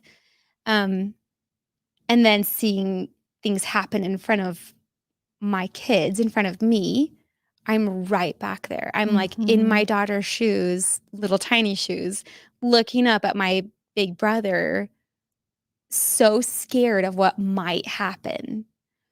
And so I've had to first become aware of that and then talk with my son about that. Listen, when you do this to the girls, it reminds me of when I was in that position and I didn't have any grown-ups and I didn't have anyone advocating for me. And I felt really powerless, and really explaining thoroughly what that felt like to be in that position so that he can understand. First of all, don't do that to your sisters. That's scary for them, especially, your size difference and everything. But also, this is why mommy has really big feelings about that. This is why in the past I've yelled at you for that. When I don't yell at you for other things that seem like they're similar infractions, this is why I get really, really big feelings about this in particular. And I think that's been really helpful too. And that has, I love one day when my son said to me, "Mom, don't yell at me. We don't yell at each other." And I was like, "Oh, you've learned." I'm so proud of you. And I'm so glad that you understand that when I yell, that's a reflection on me. So going back to what we said about authoritarian parenting, when a child doesn't do what the grown-up wants them to do, then that's a moral failing on the child's part. Now my kids understand if an adult is freaking out at you, that's a failing on the adult's part. That's not on you. You're not responsible for their emotions. You're not responsible for maybe what triggered them and what past trauma they might have. That's not on you. You're just a kid. So that's been really helpful. And I hope has eased some of his anxiety, that he doesn't have to worry so much about, oh, am I going to make mom feel a certain way and then have the reaction that's going to be on me. So that's been really helpful. The other thing that I wanted to talk about that's been really a victory and a win, and really awesome to see was my youngest was playing all by herself one day. I was nearby, but she was playing by herself, and she did something really difficult, and she says, "Yes, way to go, self." She didn't say self, she said her name, but like, "Way to go, me." That was really great. And I was like, the internal voice, yay! She's developing her internal voice, and it is encouraging and it's positive and it's going to be her cheerleader. And so no matter where she goes, she's going to have a cheerleader along there with her. And that made me feel so much relief Yeah. and just like so much joy and happiness at seeing that. So those have been some really, really good victories that we've Yeah. had. Yeah. Beautiful. And what would you say, have there been harder aspects or real, blocks or in your parenting journey? And if so, what have the hardest or harder aspects been? Would you say it's the grief, or what would you say? I moving away from what was so ingrained in me, it's really difficult to remember to use my new practices and my new skills Yes, because my old skills are so strong. They really were my superpowers. I was so good at them, and I could write books on how to do it. I had really become an expert in, stimulus, response, consequence. I was When I get tired or when I get exhausted or if I'm distracted, I will revert back into those ways. And Yes. so I definitely don't want anybody to feel like, oh, she's saying all these great things. She must be so good at it. No, these are new skills that I'm still working on and I'm still practicing and getting better at. This has been the hardest for me, is to not slip into those old ways and into those old habits. Yeah, absolutely. Mhm. Yeah, and I love that you talk about them as practices, it's like an ongoing rewiring Right. that we're all doing. I think oftentimes, sometimes with my clients, it'll come up, this idea of changing their thoughts, John.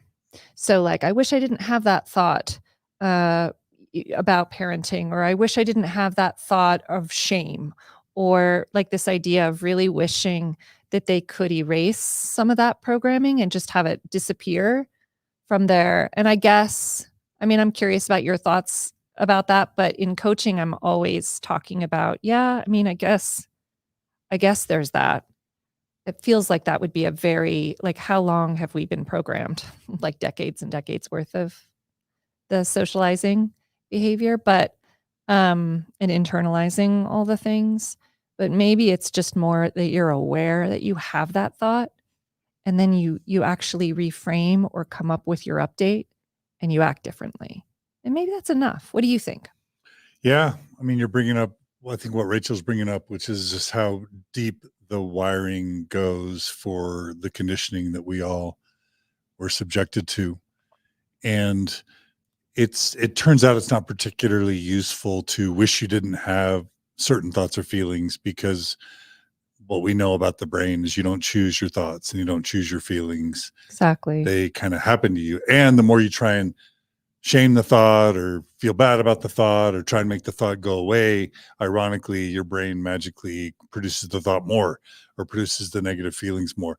So generally speaking, with the brain, acceptance is always going to kind of be better than resistance or kind of fighting what's going on inside. And so, and this comes from either acceptance and commitment therapy, which is my training, or kind of secular Buddhism, learning to just say, I'm experiencing the thought that, I'm experiencing the impulse to do consequences and punishment, or I'm having the internal voice again about shame or about like eternal consequences. And hey, thought, welcome to my brain. You can be there, stay as long as you want, but I can also choose a reframe, or I can choose other thoughts. And so instead of like seeing those thoughts as enemies, instead of trying to make them go away, there's kind of this move that's kind of in fashion to accept the thought, welcome the thought, allow it to be there, not try and fight it, but then choose the reaction or the reframe or the thoughts that you want. And that's just usually a more effective approach. Yeah. And patience, giving yourself time. Because if you're 30 or 40 years into your conditioning, it's not going to go away in 1 year. Yeah. And watch expectations too. Cause I think that's part of it is like this expectation of like, oh, well, I don't believe that anymore. So why am I having these thoughts still? Why am I, and this sense of like judgment of like, I should be farther, or I shouldn't be having the thought, or like just really watching and moving into noticing your thoughts as opposed to like overly judging them, which we all have PhDs in coming out of Mormonism, most likely. But, yeah. And this, everything that you've kind of like, I feel like you've given just such a beautiful rebuild and such a different, like a then and now kind of parenting approach so beautifully. And what really is coming to the forefront to me is just this empowered conscious. It is this idea of moving away from reactivity, which by the way, requires emotional regulation on the part of the parent, right? And then moving away from reactivity into intentionality. You are choosing, right?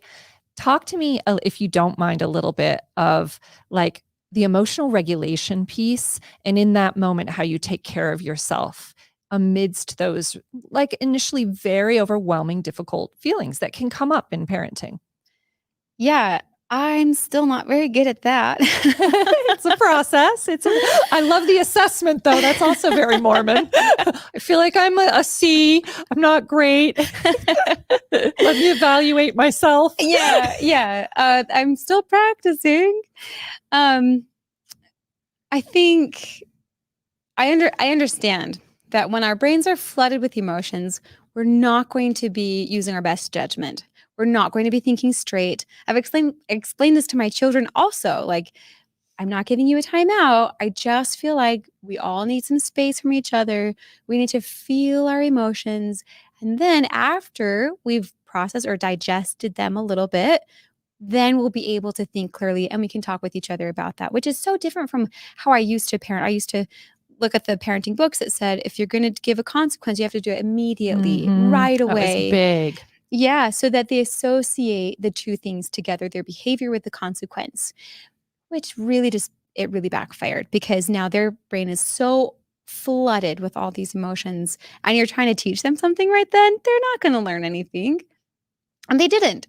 And so now we take space. And on days when I am well rested and good at it, then I'll say, Mommy needs some time. Mommy has some very big feelings right now. I'm going to go to my room, or I'm going to go to, wherever I can, take some deep breaths. I need you to do the same. And then we'll come and we'll talk with each other afterward. So having that space is so important to listen to your emotions, feel them. The more you try to fight against them, the more that's going to backfire. But to feel them, and I tell my kids, it's like when you eat too many sweets and you have it and it's in your stomach, there's nothing to do about it. You can't really do anything. You just have to wait for your body to digest all of it and understand that you will feel better in a certain amount of time. So it's the exact same with these really big emotions. Maybe someone got really upset and the other person apologized and they really did a genuine apology, but the upset feelings are still there. You just need to let them digest for a little bit. Now is not the time to start a new game or keep playing with each other. You need some space and go digest a little bit. And it's the same for me. I really, really need that space. And sometimes that's impossible. And this is where we get into like really, really tricky parenting scenarios. If you have one kid, great. You leave your one kid and you go and have your space. But if you have other kids who are like, one person's on the toilet and needs to get wiped up and another person just like dropped glass on the floor, I can't. I cannot go and have my own space. And so giving myself grace, understanding like those are times when I will be overwhelmed and I will have a big reaction and I can apologize for it afterward. And I can try to, make it up to my kids afterward and make sure they understand That was a me thing. That was a me reaction. That was me being overwhelmed. This isn't on you. This isn't your fault that I reacted that way. So the tricky part is, of course, remembering to go and take that space as often as I can. Yeah. Yep. New practicing. Yeah. Mm. Beautiful. Okay. So I feel like you were able to discuss a couple resources. You mentioned secular Buddhism, Mhm. Noah Rasheta. You mentioned Shefali Sabari and her books. And then were there any you wanted to add as being just important in your rebuilding that you found helpful? Yeah, definitely. There's also The Explosive Child. I wrote it down so I wouldn't forget. The Explosive Child by Ross Greene. And that one was really helpful for really driving this point home that children, there's a reason behind what they're doing. Yeah. And if they're not doing something well, maybe they're not getting ready for school in the morning and getting to school on time. And this is a big source of stress in my life right now. Why? What tools do they not have? Of course, they want everything to go smoothly. Of course, they want for everyone to be happy and peaceful. They're not doing this to push your buttons. A child will do well if they can do well, if they have the tools and resources. So it's really like digging deep and saying, what does my child not have? What have I not given them to help them be successful in these ways I want them to be successful? So that one was really helpful. That's with the Explosive Child. The Explosive Child. And is there some mention of also like sometimes it's a child's brain, right? And their makeup and their nervous system. It's and been a few years since I read it and I can't remember. Uh, But of course, I mean, my oldest also has ADHD. And so the things that I can say or do or practice with his sisters aren't always going to be the same Yeah, with right. him. And That's the parenting, it's not a one size fits all. the true gift of parenting. Yeah, yeah. Yeah. So that's tricky too. Like, what emotion regulation does he not have? Because he just isn't old enough yet, right? And maybe he just can't pay attention in these ways. Maybe he just can't have these executive functions that I'm expecting him to have. So that's absolutely helpful. There's also The Self-Driven Child by William Stixrud. I'm not sure if I'm pronouncing his last name right. I love that book too. That one's fantastic and really drives the point home that children really need autonomy. They really need independence and this feeling of autonomy. And as much autonomy as we can give them, the better off they'll be. And really, it's true of any human being. If you think about yourself, like if you feel like your life is not in your hands and your destiny is not in your hands, that can feel very, very stressful and very depressing, and it's really not good for mental health. And so if we can give our children as much autonomy as they can, their mental health will be all the better for it as well. So that one was really super helpful. And like you said, letting go of that control and letting them be in control as much as possible. Yeah. There's also Untigering by Iris Chen. She's Interesting. She's an Asian American woman who has spent some time living in Asia as well as in North America. She's Chinese, and she talks about her upbringing by what she would call tiger parents, and it's very authoritarian. It's very cultural, and her journey in untigering or deconstructing this this kind of parenting for her, and the parallels are so similar. Although I'm coming out of a faith tradition and she's coming out of more of a cultural tradition, Right. the parallels are just striking. So I highly recommend that book as well. And she has some really good takeaways for going through that deconstruction process and then rebuilding afterward. Lastly, I want to mention is Parenting Forward by Cindy Wang Brandt.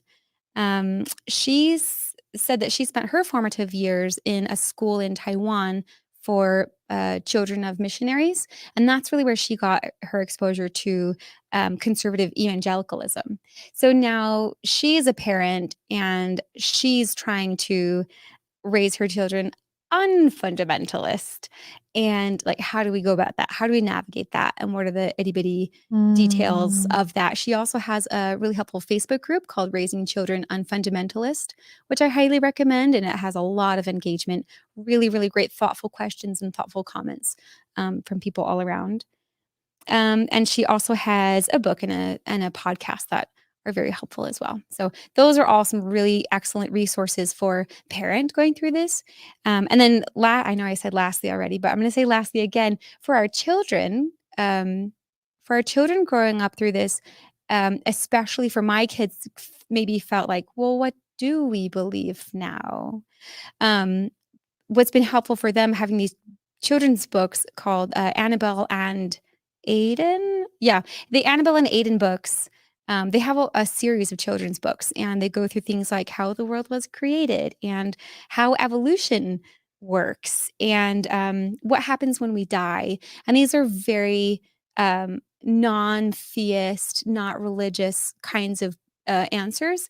These are all like, let's be curious and let's find the awe all around us. Beautiful. And also let's ask all the questions and let's practice our critical thinking.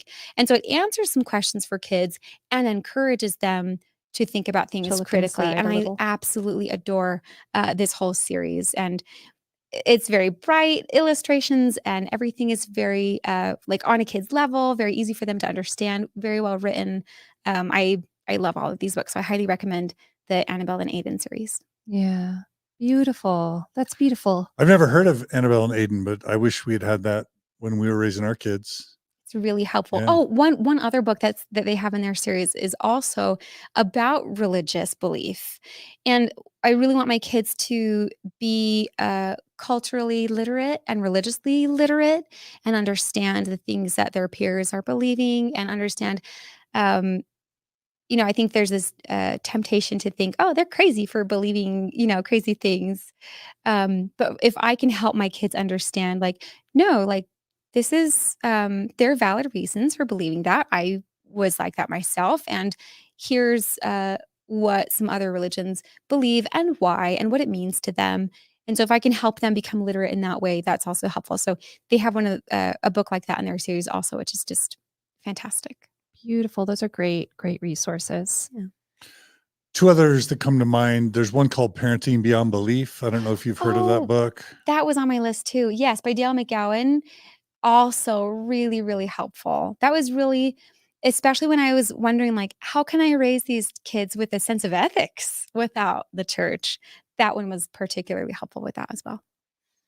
And then just John Ogden's, we had John Ogden on recently, and I'm guessing his resources are really good. I'm not even remembering what they're called, but Uplift Kids. Okay, Uplift Kids, yeah. Yeah, he's the founder of Uplift Kids. Yeah. Yeah. Also really, really great, helpful resources. Beautiful. What I think is so interesting about parenting is I do feel like, the parent's personality comes into play a little bit, how much structure you really feel like you have the energy for, and then versus, so you can have a highly structured approach. And I know you could do many different levels with John Ogden, but like that does feel like it gives sort of parents this structural kind of idea, this way, and then there are just approaches too, where you're kind of changing your approach and relationship to yourself, to your children, and how you kind of show up. And that's the magic. It's like there's a whole spectrum. And I think a key part, personally, I'm curious about your thoughts though, is I think finding that match of honoring yourself, showing up for yourself, and showing up for what you're seeing as the needs for your children, and finding that match. And where it doesn't match, hopefully using resources to kind of supplement and help you. What do you feel? Yeah, no, absolutely. It's interesting you talk about showing up myself and my kids. It was so mind-blowing for me to understand my feelings and thoughts and approach aren't necessarily better or more important than that of my children's. I had this adultism. I'm Yes. I'm better We're than you. superior. Yeah, Yes. I'm superior than you, and I will raise you to be as good as I am someday. And isn't that also the Mormon way? That's what our heavenly parents do. We are superior for us. You can't even be in our presence right now. You can barely mention Heavenly Mother. Yeah, right. She's so, yes. Right. We are so much better than you, but we will raise you to be as good as us someday. So understanding that my feelings and needs and wants are just as important as theirs. And that's where this comes into play, where we guys, this is what I want, this is what you want. Let's make a plan together and let's let it be unanimous, because we all are so important to each other, and not one of us has to be like an inferior or superior. Yeah. And that's just been so transformative. Yeah. And yeah. Yeah. It kind of reminds me like it's the biggest maybe protector against creating another unhealthy system. It's just a family system. Yeah. Yeah. Yeah, absolutely. And you're reminding me of maybe one of the least helpful parenting resources, which is the book, The Giving Tree, because you're laughing. What were you going to say? Well, I found on Reddit, I don't know, a couple of years ago, one on ex-Mormon subreddit, someone, and I wish I could remember who, do you know what I'm talking about? Had done like, this is how the Giving Tree should have ended. Here's the Giving Tree. The book is With this idea, like boundaries. the tree. Yeah, the tree has just gives and gives and gives and gives and gives, and it's self-sacrificing, and that is a value in and of itself. And it ends up a stump. Right. And so, how it should have ended, the tree has boundaries and says, "Well, I'm just as important as you are, and I'm happy to share with you, and you share with me, and we have this mutual relationship together." And isn't that so much, like parenting, where I think we were taught to be, you're just supposed to be very self-sacrificing and not have any boundaries and just give everything you can to your kids. And now, I think a much better approach is, well, I'm going to do what's good for me, and I will respect what's good for you as well, and give you everything that I can that's good for you while it's good for me too. Yeah. Yep. Do you know what's interesting in thinking about the Giving Tree, though, from like a literature perspective, John, is just I wonder people's experiences reading the Giving Tree, because I wonder what people felt at the end, because you can't get away from how you feel when you looked at the tree with all the apples and the leaves, that at the end, the boy's just sitting on his stump. Like there was a wrongness in that. There was a loss in that as the reader, where you were like, that does not sit well. That doesn't. So like as an artistic expression, I think it's interesting how it sits And with you. what's complicated, and I don't want to make things all of a sudden heavy and dark at the very end, but like in a Christian mindset, Jesus sacrifices his life for all of us. So there's this self-sacrifice, and there's the story of Abraham and Isaac, and how the father's asked to sacrifice the son.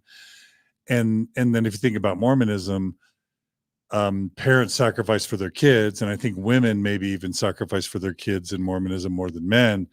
But then there's also this idea that the members sacrifice for the good of the church. Mm-hmm. And so there really is this self-sacrificing narrative built in, and the idea of selfishness, right?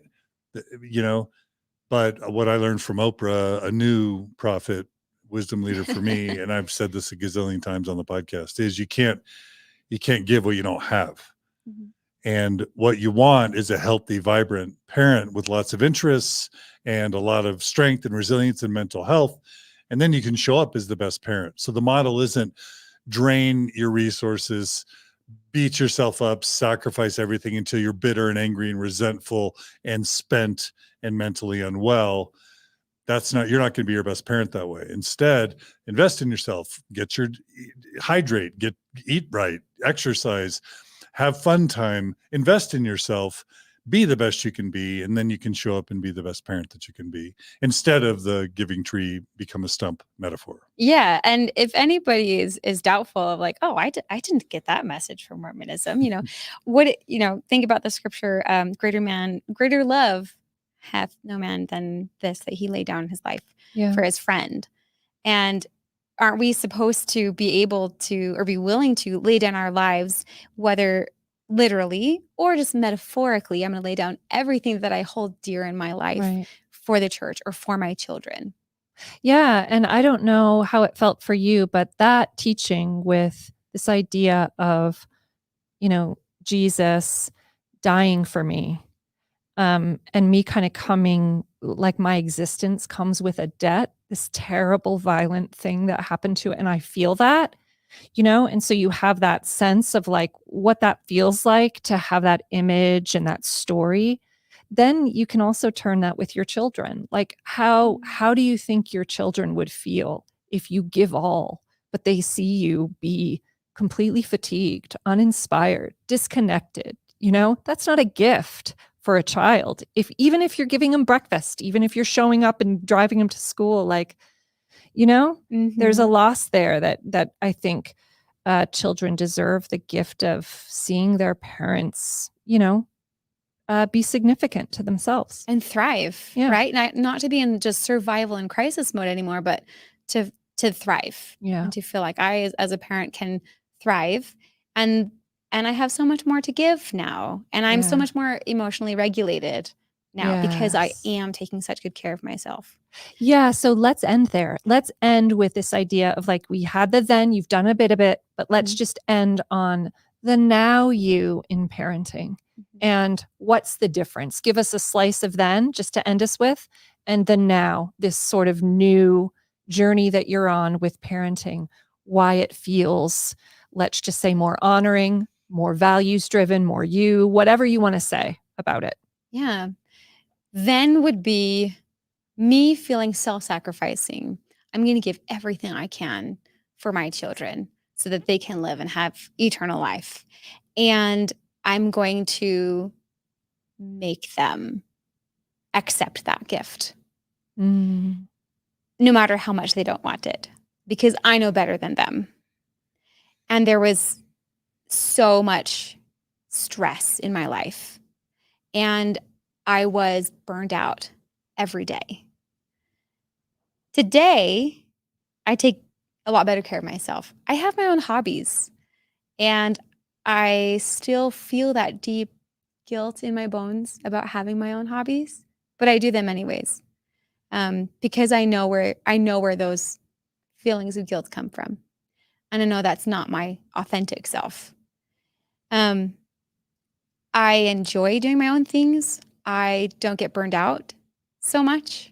Still happens sometimes, but I don't get burned out so much. I'm so much happier, and I'm a more pleasant person to be around. And I manage my emotions so much better now. And I can be there for my children to really validate their emotions and validate their experiences and what they're going through, and help them have a safe person, a safe, non-judgmental person to talk to. And they tell me all sorts of things that I would not know otherwise. They tell me about people at school that have been mean to them. And they tell me about, like, well, grandma or grandpa did this thing and that made me feel safe and unsafe and I didn't like it.